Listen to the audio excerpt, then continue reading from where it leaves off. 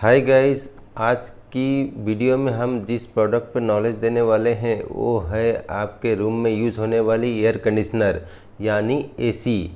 जी हाँ, आज हम हमारी वीडियो में इन्वर्टर एसी और नॉन इन्वर्टर एसी की कंपैरिजन एंड सिमिलरिटीज़ की फीचर्स पे पूरी नॉलेज आपको शेयर करने वाले हैं। और इसके साथ साथ इस वीडियो की एंड में बहुत सारी इम्पोर्टेंट टिप्स हम आपको देने वाले हैं। आप एक एसी परचेस करने से पहले किन चीज़ों का ध्यान रखना चाहिए और इंस्टॉलेशन में होने वाली गलतियां और आप अपनी एसी को कैसे एक प्रॉपर इंस्टॉल करा सकते हैं, पूरी टिप्स हम इस वीडियो के एंड में आपको देने वाले हैं। सो गाइस, वीडियो के एंड तक हमारे साथ बने रहें। वीडियो आपके लिए हेल्पफुल हो तो आप लाइक और शेयर करें और हमारे इस चैनल को सब्सक्राइब करें। और एक चीज़, नोटिफिकेशन बेल आइकन को प्रेस करना बिल्कुल मत भूलिएगा। दोस्तों, हम फर्स्ट आपकी एक कन्फ्यूज़न दूर करना चाहेंगे। बहुत सारी व्यूअर्स का हमें फ़ोन भी आता है कि सर, अगर हम इन्वर्टर एसी परचेस कर लेते हैं तो क्या हमारी घर की पावर कट होने पर ये एसी हमारी घर की इन्वर्टर पे चल सकता है। और इसी थॉट को लेके बहुत सारे लोगों ने इन्वर्टर एसी ख़रीद भी लेते हैं। बट एक्चुअली फैक्ट ये है कि किसी भी ब्रांड की एसी को आप अपनी घर की इन्वर्टर पर नहीं चला सकते हैं। ये एसी आपकी घर की अल्टरनेट करंट को डायरेक्ट करंट पे कन्वर्ट करके चलता है, इसी के लिए इसका नाम इन्वर्टर एसी दिया गया है। ये आपकी घर की इन्वर्टर पे नहीं चल सकता है। दोस्तों, अब हम स्टार्ट करेंगे comparison between inverter AC and non inverter AC. First, जहां आपकी नॉन इन्वर्टर एसी की सारी equipment like compressor, motor, fan etcetera alternate current पे चलती है, वहीं इन्वर्टर एसी की सारी इक्विपमेंट डायरेक्ट करंट पे चलती है। दोस्तों, जहां नॉन इन्वर्टर एसी पे आपके द्वारा सेट की गई टेम्परेचर रूम पे आ जाने पर इसकी कंप्रेसर ऑफ हो जाती है। फॉर एग्जांपल, आपने अपने एसी पे 24 टेम्परेचर सेट किया है। अगर आपकी रूम की टेम्परेचर 24 आ जाती है तो नॉन इन्वर्टर एसी की कंप्रेसर ऑफ हो जाती है। बट वहीं अगर इन्वर्टर एसी आप यूज़ कर रहे हैं, आपके रूम की सेट टेम्परेचर आ जाने पर इन्वर्टर एसी की कंप्रेसर ऑफ नहीं होती, बल्कि इसकी कंप्रेसर की स्पीड कम हो जाती है। दोस्तों, नॉन इन्वर्टर एसी की आउटडोर पे कोई पावर ट्रांसफार्मर सर्किट नहीं दिया जाता है। जहां इन्वर्टर एसी के आउटडोर पे पावर ट्रांसफार्मर सर्किट बोर्ड दिया जाता है, जो कि आपकी अल्टरनेट करंट को डायरेक्ट करंट में कन्वर्ट करता है। नॉन इन्वर्टर एसी को रनिंग करने के लिए जहां आपको 210 वोल्ट से लेके 230 वोल्ट की रिक्वायरमेंट होती है, वहीं आपको इन्वर्टर एसी रनिंग करने के लिए 180 वोल्ट से लेकर 230 वोल्ट की रिक्वायरमेंट होती है। यानी आपकी इन्वर्टर एसी लो वोल्टेज पे रनिंग हो सकती है comparison to non inverter AC. दोस्तों, अगर हम वाटेज कंजप्शन की बात करें तो 1.5 टन की नॉन इन्वर्टर एसी की कंजप्शन लगभग 1500 वाट होती है। और वहीं इन्वर्टर एसी की बात करें तो इसकी वाटेज जो है 800 से लेकर 1300 तक होती है। ये आपकी स्टार रेटिंग पे डिपेंड करता है। आपका एसी 3 स्टार है या 4 स्टार या 5 स्टार है, इसके अकॉर्डिंग इसकी वाटेज होती है। दोस्तों, नॉन इन्वर्टर एसी के केस में एसी स्टार्ट होते ही एसी स्टार्ट से लेकर रूम की सेट टेम्परेचर आने तक का जो वाटेज कंजप्शन होता है वो सेम वाट कंजप्शन होता है। बट आपके रूम टेम्परेचर आते ही इसकी आउटडोर की कंजप्शन 0 हो जाती है। बट इन्वर्टर एसी के केस में आपके जो स्टार्टिंग में जो वाटेज कंजप्शन होती है वो आपकी रूम की कूलिंग आते ही ये वाटेज जो है वो धीरे धीरे कमते जाता है। बट आपकी जब सेट टेम्परेचर आ जाती है, इसकी कंप्रेसर बंद नहीं होती है, ये आपको कंटिन्यूसली कूलिंग देता रहता है। दोस्तों, इन्वर्टर एसी पे सेंसरिंग सिस्टम ज़्यादा दिया गया है comparison to non inverter AC. तो इसी रीज़न की वजह से आपको इन्वर्टर एसी पे मेंटेनेंस चार्ज भी ज़्यादा लगता है comparison to non inverter AC. दोस्तों, ये थी comparison between inverter and non inverter AC. But हम आपके साथ अब डिस्कस करने वाले हैं similarities between inverter and non inverter AC. दोस्तों, फर्स्ट अगर हम एसी की लुक की बात करें तो आपको नॉन इन्वर्टर एंड इन्वर्टर दोनों की ही लुक सेम जैसी दिखेगी।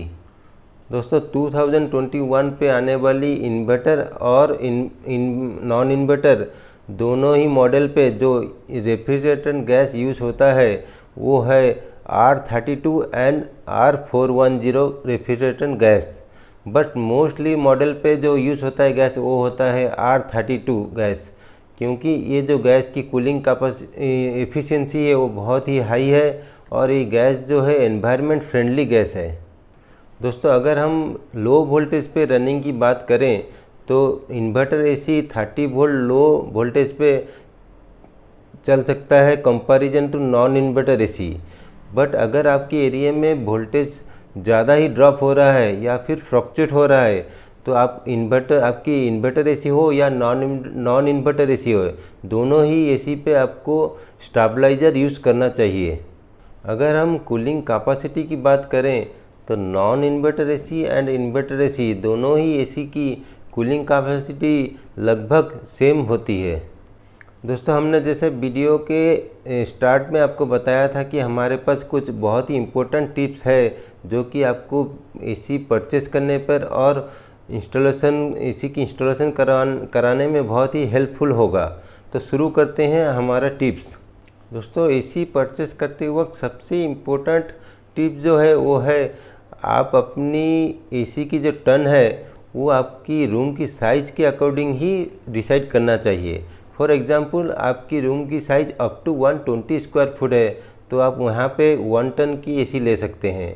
अगर आपकी रूम की साइज़ उससे ज़्यादा है यानी अप टू 180 स्क्वायर फुट तब आप यहाँ पे 1.5 टन की एसी परचेस कर सकते हैं। अगर आपकी रूम की साइज़ उससे भी ज़्यादा है अप टू 240 स्क्वायर फुट तो आप यहाँ पे 2 टन एसी भी परचेस कर सकते हैं।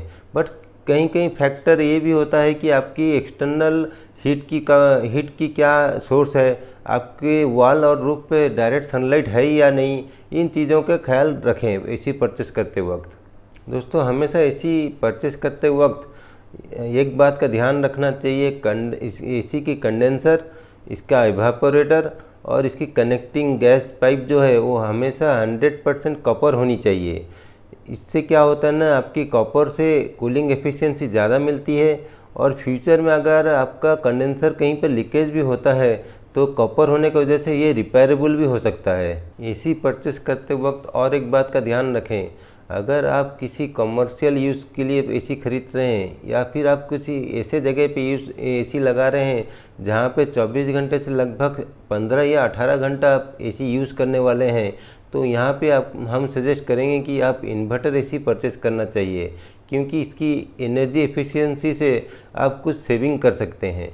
बट अगर आप डोमेस्टिक यूज़ या फिर ऐसे जगह पे लगा रहे हैं जहाँ पे आपको सिर्फ ज़रूरत के हिसाब से ही यूज़ करना है तो आप यहाँ पे नॉन इन्वर्टर एसी भी चूज़ कर सकते हैं, क्योंकि यहाँ पे इन्वर्टर एसी लगाने पर आपको ज़्यादा कुछ सेविंग नहीं मिलने वाला है।